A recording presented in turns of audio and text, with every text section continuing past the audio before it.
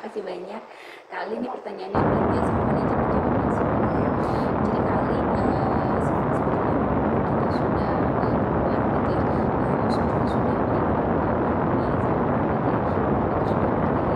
sudah melakukan masih aktif melakukan PJJ atau pembelajaran jarak jauh gitu ya, atau pembelajaran online gitu ya via aplikasi.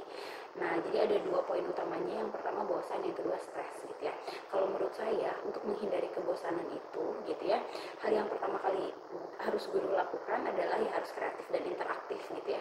Yang pertama, biar anak-anak gak bosan harus interaktif. Nah, kayak tadi Kak Hafiz, keren banget interaktif, minta apa interaksi jempol dan lain sebagainya. Itu yang pertama mungkin yang bisa dilakukan gitu ya, biar anak-anak juga bergerak.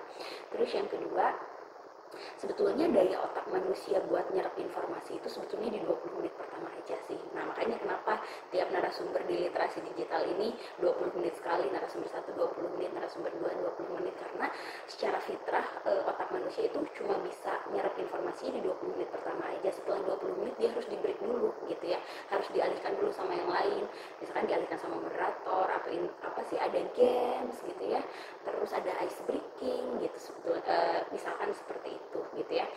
Jadi 20 menit aja.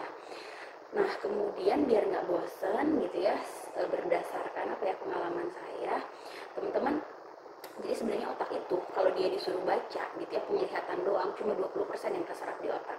Kalau melihat dan mendengar kayak webinar kali ini cuma 50% yang terserap di otak, yang tertinggal gitu ya di memori.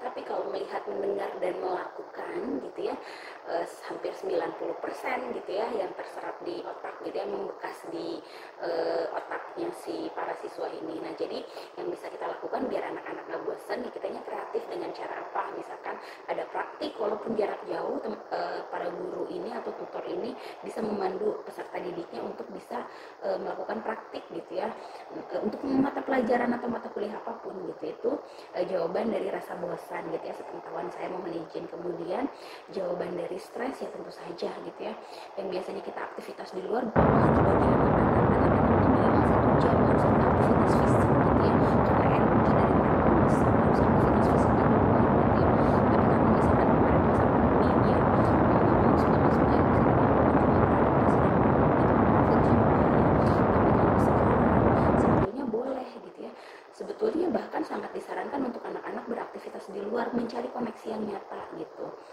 Nah, sebetulnya boleh nggak sih anak-anak itu, termasuk siswa-siswi SD, adik-adik siswa-siswi SD yang ada di Sumatera gitu, boleh nggak sih gitu ya lihat gadget? Jawabannya boleh, asalkan dibatasi. Benar tadi kata para narasumber gitu, termasuk Hafiz gitu ya. Nah, sebetulnya batasannya sendiri sudah ditentukan rekomendasinya oleh Ikatan Dokter Anak Indonesia berdasarkan rekomendasi dari pediatrik gitu ya, ikatan pediatrik yang ada di Amerika. Jadi sebenarnya bayi 0 sampai dengan 1,5 tahun belum boleh sama sekali terpapar internet, karena mereka tuh harus apa ya, terkoneksi secara nyata gitu ya, karena kan otak yang berkembang pertama itu otak kanan, jadi mereka tuh masih baca emosi gitu ya dan lain sebagainya. Baru boleh di umur 2 tahun baru boleh gitu ya. Dan anak-anak SD sebetulnya untuk screen time atau waktu terpapar internet screen itu tidak boleh lebih dari 2 jam sehari. Kalau lebih dari 2 jam ya mendingan dibikin aturan aja gitu ya, kesepakatan antara orang tua, jangan orang tua yang bikin aturan tapi bikin kesepakatan antara orang tua dan anak, biar anaknya ngerasa punya ambil peran gitu ya, dia juga bertanggung jawab atas keputusannya gitu ya. Terus juga yang paling utama adalah jadikanlah orang tua tuh jadi sumber kebahagiaan anak gitu ya. Jadi jangan alihkan pengasuhan ke gadget kan. Kalau zaman sekarang biar anaknya anteng diam gitu, tontonin aja YouTube gitu ya. Pada akhirnya sumber kebahagiaannya jadi YouTube, sumber kebahagiaannya jadi TV, sumber kebahagiaannya jadi video game gitu ya.